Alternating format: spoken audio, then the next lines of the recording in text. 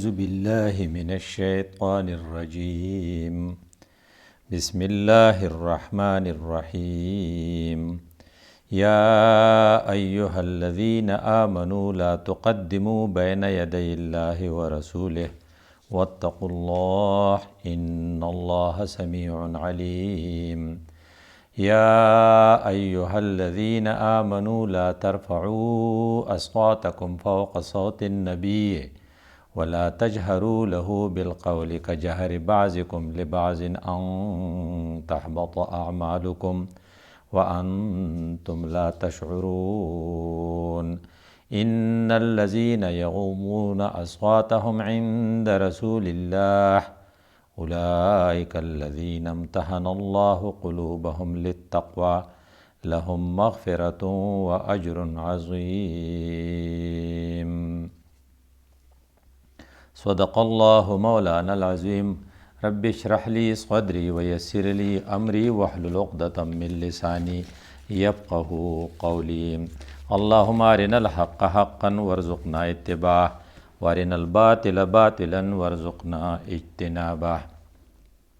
مسلمانانو اکثر جنگونه ډیر زیاتی پاپس کې یو بل د دشمنۍ کې ریکارډ موندلې دی، نو ریکارډ یې قایم کړی دی او د هغې وجه دا ده چې شیطان په دې ورپسې شوی. پخوا زمانه کې چې ته ګورې اول قابیل او حابیل د آدم علیه السلام زامنو په آپس کې جنګ کړی او اوس زمونږ په زمانه کې عراق د کویت په منځ کې جنګ و او بیا ته ګورې نو په شام کې چې کوم اور بلیږي دا هم د دوو مسلمانانو ګروه په منځ کې یو جنګ روان دی او دغه رنګې چې ته مخکې لاړ شې او د صحابو دور ته لاړ شې نو رسول الله صلی الله علیه وسلم موجود دی او په اوبو باندې د دوو کسانو جنګ شو، یو د بل نه لته وتمبوله کو رسول الله صلی الله علیه وسلم نه وی رسېدلی نو غټه فتنه وه او عبدالله ابن ابی هغه جنګ ښه تیزه و. نننی زمونږ د درس موضوع دا ده چې مسلمانانو کې رخنون کا صدباب دراړون کا صدباب هر هغه کارونه چې د مسلمانانو په منځ کې دراړ پیدا کوي او رخنه پیدا کوي هغه به څنګه منې کوو. هغه کارونه چې هغه باعث ته فساد دي او په مسلمانانو کې فساد پیدا کوي هغې نه به ځان څنګه خبرو او څنګه به منې کوو. هغه افعال چې هغه د خلقو په منځ کې د اخوت یا د ورورولۍ رشته ختموي چې هغه وپېژنو او د هغې نه به څنګه دا انسانان ځان بچ کوي. اقبال رحمت الله علیه ډېر هوښیار و نو هغه پرې ډېر ښه نظر و نو هغه یو ډېر خوږ شعر دی، مسلمانان بخویشان در ستیزند. مسلمانانو اکثر په آپس کې جنګي ښه بجز نقشې دوی بر دل نریزند. هغوی چې دي که نه ما سواره دی نه چې د یو بل سره اختلاف نورې په دې اړه کې بله خبره نه وي. پلانې پکې چا راوستی، مړه پلانې خو د نایي بچی دی، پلانې خو زمونږ په کوټه کې و، پلانې دا خو زمونږ په ډوډۍ لوی شوی. د مسلمانان اکثر شیطان په دې ځای کې خطا کیي. نو اقبال وایي د دې کار څه دی؟ بس په زړه کې صرف دویي یعنې دورنګي اختلاف او د یو بل بد ویل پراته دي او د دې اصلي حقیقت بیا ښیي. بنالند از کسې خشتې بګیرد، که یو سړی د جومات نه چېرته یوه خښته وتښتوي که نه نو دی جلوس وکاږي، احتجاج کوي او د هغه مرګ جایز ګڼي. دا د کوم جومات نه یې تښتولې ده؟ دا خښته چې د کوم جومات نه تښتولې ده نو اقبال وایي اذان مسجد که خود اذن ګریزد، دی د هغې جومات نه د دا خښته تښتولې ده چې په دا مسلمان دا څوک چې پې خفه دی دی هلته مانځله نه ځي. مطلب چې دله په دې 5 وخته منځونو کې یو مانځله نه ځي دا ورته ګناه نه ښکاري، دا ورته ډېر غټ ګناه ښکاري چې پلانې راغلی او خښته یې ترې وړه دی اوس د مرګ قابل دی. نو مسلمانان اکثر په دې ځای کې خطا کیږي. موږ د دې درس دپاره چې د رشتو مسلمان رشتې به بچکی څنګه، رشتې به د فتنې نه بچکی څنګه او رشتې به د دراړونو د پرېښودو نه بچکی څنګه او هغه افعال چې هغه د مسلمانانو په منځ کې فساد پیدا کوي، کرایسس پیدا کوي، هغه به څنګه بچ کیتی. د هغې دپاره د صورت حجرات انتخاب کړی دی. صورت حجرات کې دلچسپه خبره دا ده چې په دې کې 15 پیرې د ایمان والو خبر ته یا ایها الذین آمنو یاد به ساتو چې په قرآن کې چرته دا نشته چې یا ایها الذین اسلمو، پای کې صرف دی یا ایها الذین آمنو، او په قرآن کې چرته دا نشته چې یا ایها الذین نافقوا اے منافقانو، بلکې په قرآن کې دا دی یا ایها الذین آمنو د ټولو دپاره شامل دی. او کله چې یا ایها الذین آمنو راشي نو د هوښیارو خلقو نښه دا ده چې غوږ ورته کېږدي چې هلکه موږ ته وایي. لکه کو فرض که ټرمپ وایي چې وا پاکستانیانو نو موږ پکار چې سوچ پې وکړو. او که فرض کا یو عالمي طاقت دا وایي چې ای ملایوالو نو غوږ به ورته ږدي چې هلکه موږ ته څه وایي. نو کله چې د دواړو جهانو بادشاه او د دې جهان خالق هغه تا ته وایي چې هلکه ای خلقو تاسو چې د ایمان دعوه کوئ نو بیا ورته به غوږ دو. په دې صورت کې یا ایها الذین آمنو 15 پیرې دی او اتقوا الله پکې 15 پیرې دی. او دا صورت چونکې مدني صورت دی په دغه ورځو کې د اسلام په پوج کې ډېر شي خلق شامل شوی. د دې ایمان دای خلقو په شان نه کم چې مکه کې وو، ځکه مکه کې پر رسول الله صلی الله علیه وسلم چې کوم خلقو ایمان راوړ د ایمان د راوړو نه پس مصیبتونو ته دعوت و، تکلیفونو ته دعوت و او لوږو تندو ته دعوت و. جبکې اوس چونکې راحت راغلی و، آرام راغلی و، حکومت راغلی و، مکه فتح کېده یا فتح شوې وه، نو په دې وخت کې خلق د مفادو په بنیاد باندې د خلقو د راتلو چانس و او تکلیفونه دومره نه و. نو کله چې تعداد زیات شي نو بیا سټینډرډ راوغورځېږي. نو داسې خلق هم شامل شو چې هغوی د رسول الله صلی الله علیه وسلم د اصلي شان نه او د اصلي عزت نه د هغه د سټیټس نه خبر نه و. نو هغوی ته سټیټس خو چې ګورې دا داسې نه چې ته د ورای اواز کوي چې وا محمد وا محمد، داسې نه دی، دا د الله پیغمبر دی. په دې کې ما تا د اختلافاتو د ختمېدو دپاره لاول یو موږ ته قانوني خبره کوي چې که فرض کته اختلافات ختمې نو قانوني طور به ته د خدای د رسول نه مخکې کېږي. موږ پښتو کې وایو که نه پخنی کېږه ما، نو پخني کېږئ به نه، امامتي به نه کوئ، مقتدیان به شئ. د الله نه به مخکې کېږئ ما، الله امام بی، ته به پسې مقتدي، ته به د هغه خبرې ته غوږ دی پا پسې به روانې. خو چې کله تا مخکې کو ځان په اسمبلی کې د قانون پاس کو او هغه قانون د پاس کو چې هغه د الله او د هغه د رسول د هدایاتو خلاف و، نو دا ته د خدای نه مخکې شوې. او چې د خدای نه مخکې کېدو کوشش ته وکړو نو اوس د فساد برپا کو. څنګه چې د 2006 کې حدود ارډیننس نافذ شو نو علما هغوی ته زنا ارډیننس وی، نو اسمبلی چې کله هغه پاس کړو دی د خدای نه مخکې کېدو کوشش وکړو. کو فرض که اسمبلی دا قانون پاس کړي چې د شرابو لیسنس په ورکوو دا د خدای د رسول نه مخکې کېږي. او کو د مودي د رضا کولو دپاره دا قانون پاس کړي چې غوا به نه لالو دا هم د خدای د رسول نه مخکې کېږي. نو ړومبنی چې دی لیجسلیشن قانوني طور آیات راځي یا ایها الذین آمنو ای ایمان والو لا تقدموا بین ید الله ورسوله، د خدای د رسول نه مخکې کېږئ. البته ته نه مخکې کېږي چې ستا په ذهن کې دی چې خدای شته، واتقوا الله، د هغې الله نه ویرېږئ. ته چې وایي چې شته آمنو وی واتقوا ورسره وی. بیا دا چې د هغې ریکټیفیکیشن علاج څه دی چې ستا په ذهن کې دا عقیده وي چې زه کوم قرارداد پیش کوم په اسمبلی کې، زه کوم امینډمنټ پیش کوم په اسمبلی کې، سپیکر صاحب ته د رسېدو نه مخکې الله ته رسېدلی او الله اورېدلی. نو دا الفاظ وي ان الله سمیع علیم، دا ته چې کوم ترمیم پیش کوې په دې الله اورېدونکی دی. سپیکر صاحب بل اورېدلی نه چې الله واورېدل. دومره زړور کېږه مه که نه په الله باندې. دیو جنا په پاکستان په آئین کې د ټولو نه قیمتي چې دی قرارداد مقاصد دی او په هغې کې دا الفاظ دی نو لیجسلیشن ویل بی میډ، نو لیجسلیشن ویل بی ډن ریفنکټن ټو قرآن و سنه. د قرآن او د سنت خلاف په یو قانون سازي نه کېږي. دا دی لا تقدمو بین ید الله و رسوله. نو که فساد ختمول غواړې په معاشره کې د فساد را نشي نو قانوني طور به د الله او د الله د رسول نه مخکې کېږي او د الله د رسول د راغلي شوي هدایاتو نه مخکې کېدل په دې کې شامل دي. او د دې علاج څه دی؟ علاج دا دی چې کله ستا په ذهن کې دا عقیده راله چې ما خبره کړې نه ده او الله اورېدلې نه ده او هغه نوټ کړې نه ده او هغه بیا ماله د هغې سزا یا جزا را کړې نه ده، نو بیا به احتیاط کې بی کیئرفل. موږ وایو که نه کیمرے کی آنکھ آپ کو دیکھ رہی ہے، دلته ته وایي نه ان الله سمیع علیم، الله آپ کو سن رہا ہے. نو چې ته کومه خبره کې نو لا اسمبلی والا هغه نوټ کړي نه وي سیکرټري صاحب او الله اورېدلي، نو لږ احتیاط کوه. دویم نمبر چې دی د فساد نه ځان بچ کولو دپاره هغه دا دی چې تهذیب و ثقافت مهذب شه، د مشر قدر کوه. مشر ستا رسول الله صلی الله علیه وسلم. اوس مشر هغه کسان دي چې د رسول الله صلی الله علیه وسلم په پیغامات تا ته ښیي، قرآن او حدیث تعلیمات تاله څوک درکوي په پیور او په پاک انداز کې او په خالص انداز کې تا ته هغه ښیي، نو دا ستا مشران دي، د دینه به مخکې کېږي نه ښه. یا ایها الذین آمنو، ای ایمان والو. ګوره یو ایها الذین آمنو وشو، بل وی لا ترفعوا اصواتکم فوق صوت النبی، د پیغمبر د اواز نه خپل اواز مده پاسه کوئ. ولا تجهروا له بالقول، او په زور زور دغه په مخ کې یو خبرې مه کوئ. څنګه چې په آپس کې ستاسو د گفتگو اندازي د امزولو سره څنګه ګپ شپ لګوئ، داسې ګپ شپ د پیغمبر سره به نه لګوئ. تاسو به دلته د تواضع انداز اختیار کړئ، دلته کې به متکبرانه انداز نه وي، ستا په انداز کې به شایستګي ناشایستګي به نه وي.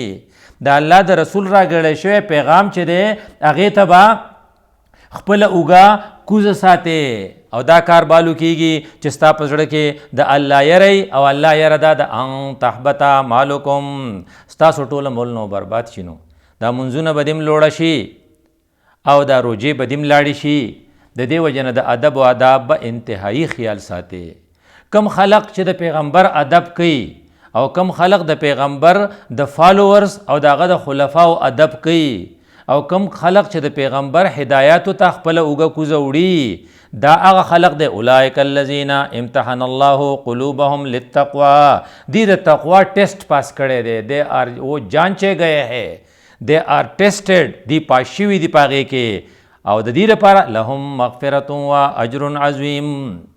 کم خلق چې د ناپوهۍ په بنیاد باندې رسول الله صلی الله علیه وسلم ته د هغه د کوټګۍ نه بار آواز کړی و چې وا محمد بار ته راوځه، نو چونکې هغه ناپوه و، نو الله وایي چې دی دا خلق نه پوهېږي، نو اکثرهم لا یعقلون، دی نه پوهېږي چې د پیغمبر سټیټس څه دی، دی د دیهات نه راغلی دی، د پیغمبر د حیثیت نه په صحیح معنو کې خبر نه دی. نو چونکې ناپوه دي، دی له خو پکار چې بارې انتظار کړی وی د رسول الله صلی الله علیه وسلم به په څه وخت راوتی و. خو به هر حال الله په هغې تبصره کوي، یو ډېره خوږه تبصره ده، ولو انهم صبروا حتی تخرج الیهم، که دی صبر کړی وی تر دې چې ته په خپل روټین راوتی وی، لکانا خیر لهم، دا د دې دپاره غوره وه. خو ان الله والله غفور رحیم، زی به خیر دی، خدای غفور رحیم دی. د ناپوهۍ په بنیاد چې دی کومه بېادبي کړې وه، الله هغې ته والله غفور رحیم دی. او صحابو ته چې وی چې هغه پوه د رسول الله په مجلس کې ناسو چې تاسو ټریننګ او تربیت اغستی دی، نو که تاسو خپل اواز د پیغمبر د اواز د پاسه کو، نو ان تحبط اعمالکم، ټول عملونه به برباد شي. ګوره ډیفرنس ته ګوره. د دې وجه نه چې کم خلق عالمان دي، کم خلق سوشل دي، کم خلق ټرین دي، د دې ریسپانسیبیلیټي د خلقو مقابله کې ډیره زیاته ده چې کم خلق نه پوهېږي. د دې وجه نه هغه وایي که نه جن کې رتبه ہے سیوا ان کې سیوا مشکل ہے.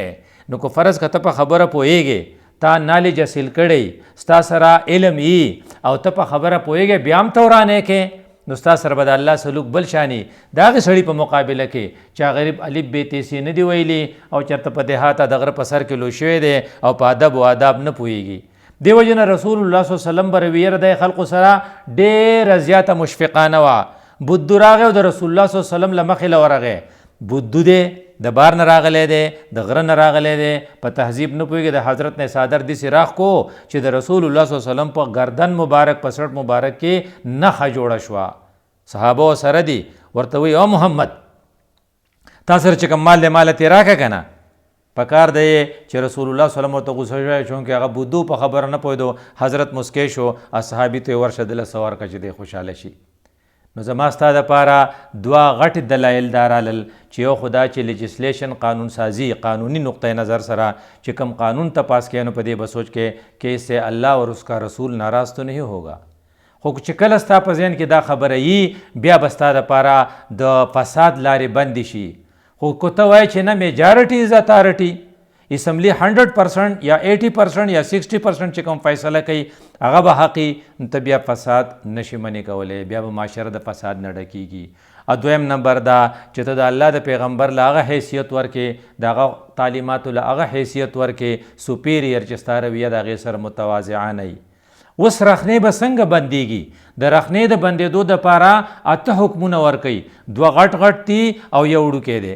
2 غټ غټ څه دي؟ وایي فرمایي یا ایها الذین آمنو، ګوره بیا ایها الذین آمنو دی، ان جاکم فاسق بنبأ، کوئی بېدباره سړي تاله انفارمیشن راوړ او په هغې انفارمیشن او په هغې اطلاع کې د چا خلاف څه خبره وه، د چا خلاف څه کمنټس وو، د چا خلاف څه نیګیټیو منفي ریمارکس وو چې پلانې غلا کوي، پلانې مرګ کوي، پلانې دوکه کوي، پلانې د اسلام خلاف دی، پلانې په تا پسې خبرې کولې، چېرته به په دې یقین نه کوې فتبینو تر څو پورې چې تا تحقیقات نه کړي. که ته په خپله معاشره کې فساد منې کول غواړې، دشمنۍ او دراړونه او رخنې پیدا کول منې کول غواړې، نو دا اصول اپناو کا چې تا ته چا انفارمیشن راوړ نو امیجیټ ایکشن به نه اخلې، بلکې مخکې به تحقیق کې. دا خبره لقمان حکیم ډیره واضحه کړې ده. هغه وی چې که یو سړي تعالی خپله سترګه په لاس کې راوړه چې دا رانه پلاني ویسته، هغې پورې په یقین مه کوه څوک چې تر څو پورې چې د بل فریق نه تا تپوس نه کړی، نو اقدام خو به چرته هم نه کوې. فاسقون هغې سړي ته وایي چې بې اعتباری، نو ته چې د چا کره ناکینګ وکې او ماشوم راوځي بار ته او تا ته وایي چې راځئ جي دننه، نو دی چونکې ماشوم دی، ګناهګار نه دی خو ماشوم دی، نو دی بې اعتباره دی. نو څو پورې چې د دننه نه مشرانو اواز نه کړی چې دننه راځئ نو ته مزه کیدای شي چې دا ماشوم نه پوهیږي او د په وینا ته دننه لاړ شي او دننه یو خورلڼې په سر صادر نه یا هغه ځای جارو کوي یا هغه لوښي انځي، هغه په پراپر پرده کې نه او بیا ته پای باندې خفایې. نو دې وجې نه د هغه ماشوم په خبره به هم یقین نه کوې. یو سړی لوی دی خو هغه قمقل دی، په خبره نه پوهیږي، د هغه په خبره به یقین نه کوې. نو د دې وجې نه که فرض کته دا اصول جوړ کې چې کله تا ته اطلاع څوک راوړي نو د اطلاع والا حیثیت ته به ګورې، کو دی ښه کوالیفایډي، ښه ایکسپرټي او دی په خبره پوهیږي او فکر یې رسي هرې خبرې ته، نو بیا خو پې ته لږ ډېر اعتماد کولی شي، خو به هر حال خپل تحقیق به کوې. ایون که تا ته څوک حدیث بیان کی تر څو پورې چې تا تحقیق نه کړی چې دا حدیث راوي څوک دی، په کم کتاب کې دی او دا ضعیف دی که قوي دی، دا متفقون علیه دی، نو ته به په خپل موبایل کې چاته نه فارورډ کې، ځکه چې رسول الله صلی الله علیه وسلم دا حدیث تا لپاره بیا ډېر خطرناک دی. کفا بالمرء کذبا ان یحدث بكل ما سمع. بس یو سړي د دروغجن کېدو لپاره دا دلیل پوره دی چې څه اوري نو وایي، دې ته نه ګوري چې دا ویونکی څه دی. نو ته به د حدیث هم تحقیق کې، نو خصوصا په موبایل کې احادیث لوستل بیا هغه فارورډ کول بغیر د تحقیق نه دا بیا هم ګناه دی. او د دې وجه نه اسماء الرجال یو غټ علم دی چې هغه تحقیق کوي د دې چېرې د دې ویونکی څوک دی، د دې راوي څوک دی، د دې سلسله څه ده. نو فتبینو کې دې ته اشاره ده. نو که ته خپل نظام ټیک کول غواړې نو ستا دپاره یو خبره دا ده چې ته به کم خلق چې نیګیټیو انفارمیشن تاله راوړي نو ته به بیا د په هغې باندې رایې او د ایکشن اخیستو په ځای به ستا دپاره دا غوره چې ته په هغې کې تحقیق وکې او د تحقیق نه پس بیا اقدام کې. کله چې ستا سره دا غمی چې یو سړي باندې که الزام ولګېدو، الزام تراشي وشوه، نفرت پیدا کوي، نو ته به بیا په ځای ردې، ځکه چې الله تعالی د الله رسول وی الله وی ان فیکم رسول الله، ګوره د الله رسول تاسو دی، اکه ستاسو په غلط انفارمیشن هغه څه ایکشن واغست نو عمر لو بیا ستومانه. نو دی وجہ بولنے کے بجائے آپ چپ رہنا پسند کریں گے. نو په سینسیټیو مسایلو باندې چې کومې دغه دي حساسې مسلې دي په هغې به رایې نه ورکې. لکه نن سبا کورونا والا مسله ډېره حساسه ده. نن سبا صورتحال دا دی چې تا ته اطلاع به دوه قسمه اطلاعګانې راځي، فلان بیمار ہے اس کے لیے صحت کی دعا کرے اور فلان فوت ہو گیا ہے اس کے لیے مغفرت کی دعا کرے. اوس نن سبا په ټوله دنیا کې کو په ترک دی، کو ملیشیا دی، کو دوبۍ ده، کو پاکستان دی، کو بنیر دی او کو سوات دی، د هر چا د خولې نه دوه خبرې خیږي، فلان کے لیے صحت کی دعا کرے وہ کورونا سے متاثر ہے اور فلان کورونا کی وجہ سے فوت ہو گیا اس کے لیے مغفرت کی دعا کرے. نو دا ډېر سینسیټیو ماحول شو، ډېر حساس ماحول شو. د دې باره کې ته چې رایې ورکې څو پورې چې تحقیق دې نه کړی نو غلطه رایې به نه ورکې. بعضې خلق دا رایې ورکوي چې مړه هسپتالونه خوشي پراته دي، د تحقیق نه دی کړی، د ته پته نشته. بعضې خلق دا رایې ورکوي چې مړه ډاکټران پکې پیسې لي، د تحقیق نه دی کړی، د ته پته نشته. بعضې خلق دا رایې ورکوي مړه امریکې دی له پیسې ورکوي، نان کورونا په کورونا کې لیکي، وی کورونا څنګه دی، ما چې په چا راغلی دی هغې ته یې پته ده، چې په چا نه دی راغلی هغه نه دي خبر چې څه دي، په چا چې نه دی راغلی خدای دې پې را نه ولي، خو چې پې راشي بیا به ورته پته ولګي چې دا څنګه خطرناک شی دی. د دې وجې نه هر سینسیټیو مسله کې که ته امن راولې نو ته به د خولې نه خبره الو باسې چې تا تحقیق کړی، ورنه چپ رہنا ہی آپ کے لیے بہتر ہے. دا یوه غټه خبره وکړه. رخنو کې صد باب کې لیے چې په بی اعتبار سړي به یقین نه کې تا ته چې چا نیگیټیو انفارمیشن راوړ لاول به تحقیق کې دا غې نه پس په بیا اقدام کې دویمه غټه خبره دا ده وان طائفتان من المؤمنین اقتتلوا فاصلحوا بینهما کو د مؤمنانو په دوه ډلو او د دوه ګروپونو منځ کې جنگ راغی نو بیا به ستا ذمواري دی چې ته ول روغه راولې مزې به ترې نالې تیلی به ورته نه ورته کې خوند به ترې نالې تبصرې به پرې نه کې بلکې کوشش به کوې چې د دې په منځ کې روغه راولې فاصلحو صیغه د امر ده او د عربی یو جمله ده الامر للوجوب دا پتا باندې واجب دی لکه څنګه چې ویتر پتا واجب دی داسې پتا واجب دی چې د هغې دپاره مومنټس او حرکت شروع کې جرګې شروع کې چې د دې په منځ کې به روغه څنګه راولي د دې وجې نه اصلاح بین الناس انتهایی نیک کار دی نو کو فرض کته د رخنون کا صد باب کې نو هر سړی به خپله ذمواري دا مقرر کی چې زه به خلقو له روغه کوم او وی که نه وان طائفتان من المؤمنین اقتتلوا دې نه دا پته لګي چې د مؤمنانو دوه طایفې به جنګ کوي اقبال ویلو مسلمانان به خویشان در ستیزند د مسلمانانو خو کار دی چې واپس کې به جنګي او الله وی وان طائفتان من المؤمنین اقتتلوا کدی جنگ وکوي نه دی به جنگ کوي ته به ول روغه کې نو ستا ذمواري دا ده چې فاصلحوا بینهما چې کله الرټ خلق او هغه روغې ته خپل کار ووي نو بیا هغه معاشره نه تباه کېږي خو که یو سړی زموږ پکې څه کار دی موږ له خودي څخه دي او که فرض کړه دې جنګ بړاو شي نو زموږ وسله به خرڅېږي دا د امریکې تصور دی دې وجې نه امریکا په ټوله دنیا کې ځای په ځای جنګونه رغوي دپاره د دې خبرې چې د هغې کوم وسله پروډیوس کوي چې هغه خرڅه شي نو ته به داسې نه کوې که نه ته به د خپلې مشرۍ دپاره دا چل نه کوې بلکې ته به روغه کې خو که ته دوه کسو په منځ کې روغه کې روغه نه کوي نو ته ښه په دې پوهېږه چې دا یو سړی زیاتې کوي نو داسې به هم نه کوې که نه چې وایي چېرې زما پکې څه کار دی او داسې به هم نه کوې که نه چې زما څو خپل دی خپل مې نسبي دی زما د عزیزولی دی خیر دی کو پناه قرې زه به یې ملګری یم نه داسې به نه کوې بیا به تباهي نور هم زیاته شي نو ځای الله وایي فإن بغت احداهما علی الاخرى کو یو سړی زیاتې کو نو فقاتل التي تبغي نو ته د هغې سره په جنبه کې یو ځای شه د هغې مظلوم ملګری شه ورته وایه بس ټیک ته هر قسم له دباو چې پې تا چې عزیز ولی به مې سره کټي غم خا دی له به نه راځو ستا دې ځای ته بیا نه راځم ته زیاتې کې په عدالت کې کو ستا خلاف ګواهي وشون زه به یې ورکوم چې په هغه دوره پرشر ته وغورځئ چې هغه نیکۍ ته او هغه روغې ته تیار شي او که هغه روغې ته تیار شو نو حتی تفیه الی امر الله نو فإن فات کو هغه تیار شو نو فاصلحوا بینهما بالعدل اسې نه چې تاله قار درشي چې زه یې کړولی ما زمونږ خبره یې نه منله اوس دی تیار شو ورګه چې چل ورته وښیي داسې به نه کوې نه بالعدل په عدل باندې به د هغې په منځ کې روغه راولې ځکه ته به انصاف کې انصاف به ځکه کوې چې ته د خدای خوښ شي ځکه ان الله یحب المقسطین د خدای پاک انصاف والا خلق ډېر زیات خوښي نو ته به کوشش کوې چې انصاف کې دا دوه خبرې غټې غټې وي یو غټه خبره دا ده چې د بې اعتباره سړي په انفارمیشن به یقین نه کوي تر څو پورې چې د تحقیق نه کړی دویم غټه خبره دا ده چې کو دو کسانو په منځ کې د دوه ډلو منځ کې جنګ و نو ته به له روغه رغې نو فسادات او رخنا او دراړونه د منې کولو دپاره دا زبردست دوه غټ قوتونه دي د دې نه علاوه شپږ حکمونه واړه واړه دي یا په خوله کې واړه دي خو په حقیقت کې ډېر زیات لوی دي دې وجې نه عثمان صاحب یو قول دی رضی الله تعالی عنه چې د خولې زخم چې دی دا په روح اثر کوي او د تورې زخم چې دی په جسم اثر کوي نو روح چې یو سړي له خوږ کو نو هغه بیا نه جوړیږي د دې وجې نه الله تعالی بیا په یو خبره تا ته کوي په منځ کې چې یو قانوني خبره دا ده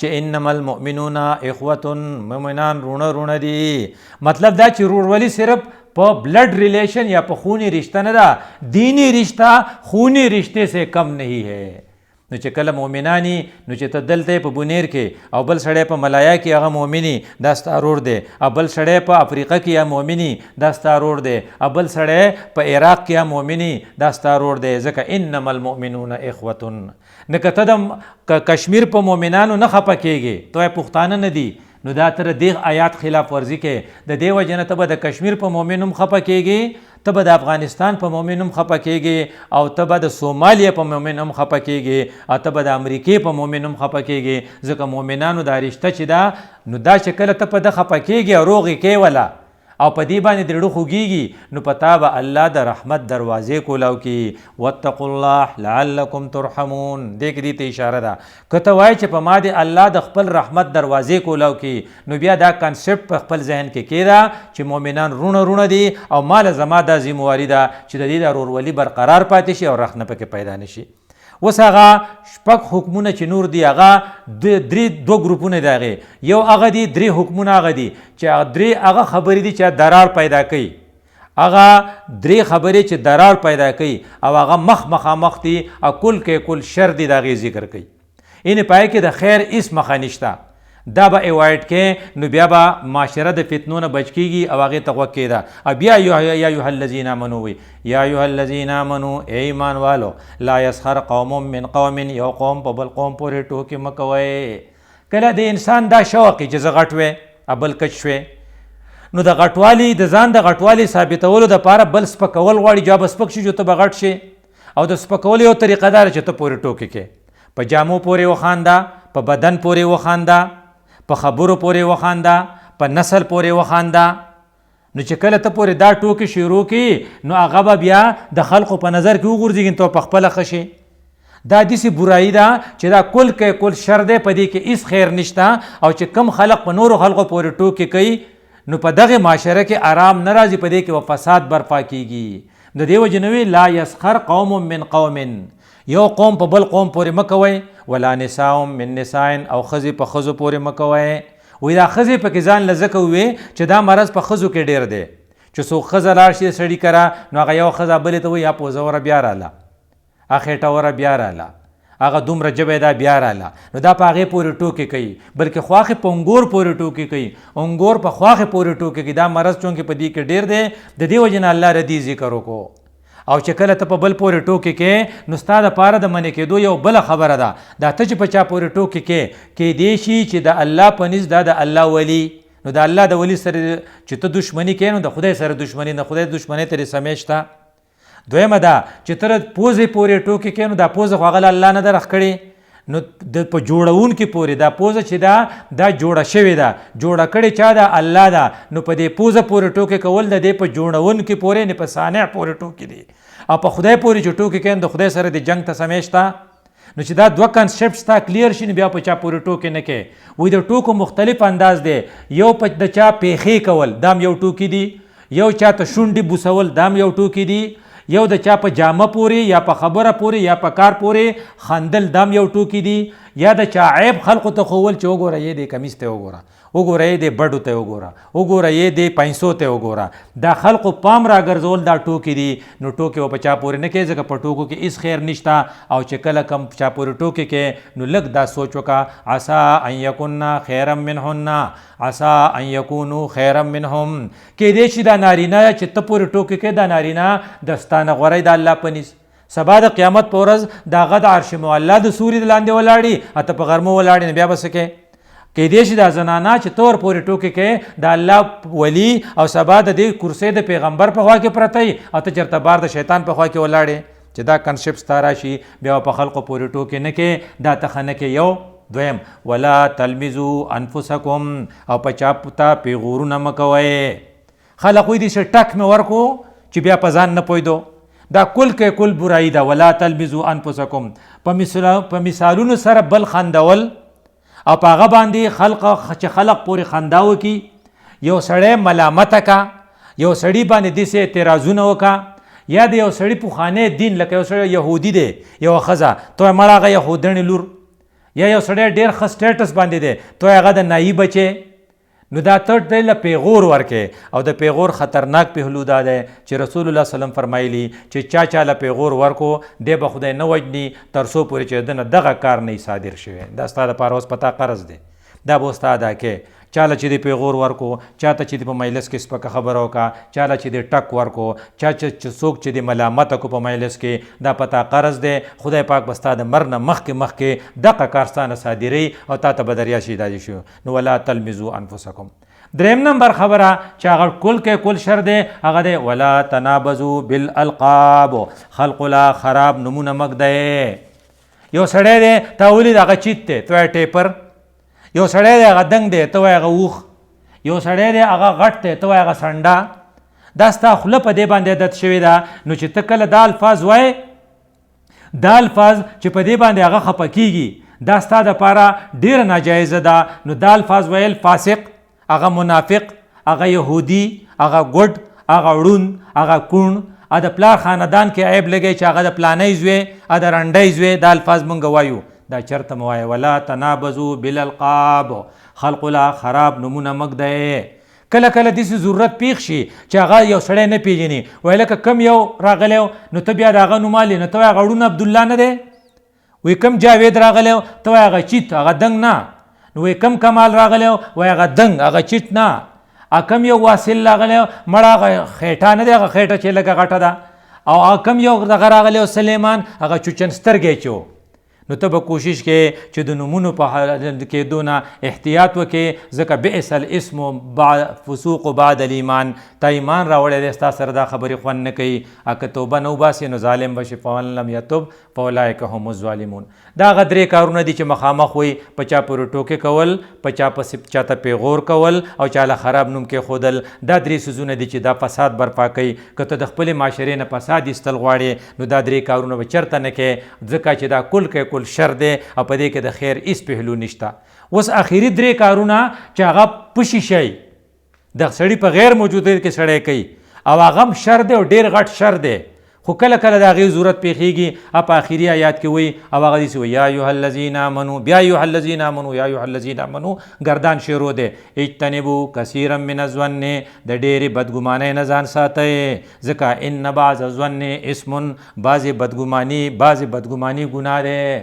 اوس په نسه خبره یو سړی جومات ته راغلی او ستا نه مخکې ووتو، ستا څپلۍ په خپو کې، ته وایې دا د اغلا له راغلو زما دا نوې وې، دا ته زیاتې کې. سینما شو ختم شوه، ته په لار روان وې، ستا یو ملګری په هغې کې روان و، هغه غریب تلی و مانځله، خو ته پې بدګماني کې ښه دی فلمونه ګوري.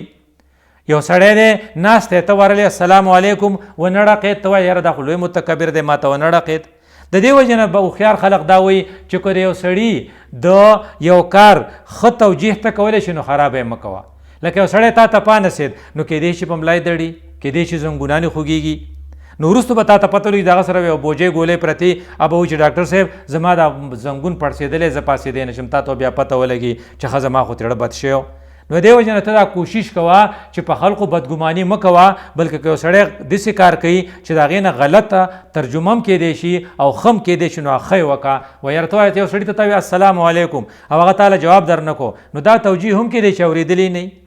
په ځای دی چې ته وایې چې یاره دا خو ډېره نه سړي زوی راته سلام جواب نه ورکوي، نو د نه سړي زوی راته اوچته وروستو کا، دا بل مخکې کا. البته بعضې وخت کې ګناه داسې ګمان داسې چا به کول غواړي، لکه یو نارینه دی هلک دی د پردي کور خوا ته اوړي راوړي، نو ته به تپوس کوې که نه چې دا سړی دلته ولې اوړي راوړي. یا یو سړی دی د هغه د خولې نه بوی ځي، نو تا بوی وي چېرې دا خو داسې ښکاري شراب یا چرس، نو بیا په هغې بنیاد باندې به ته کې.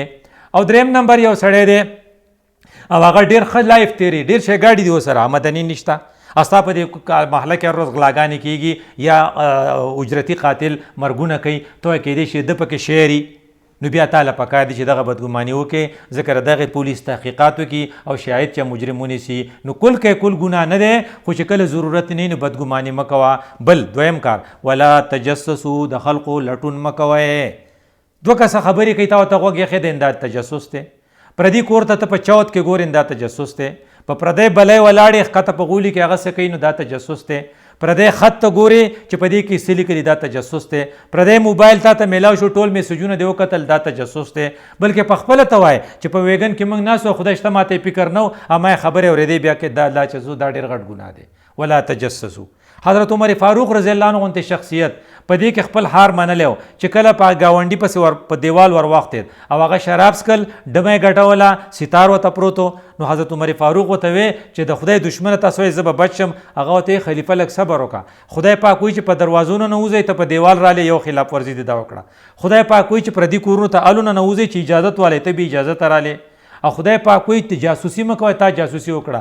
حضرت عمر صاحب او بس ټیک ته، خو بیا دا کار مه کوه، زه خپله غلطي منم.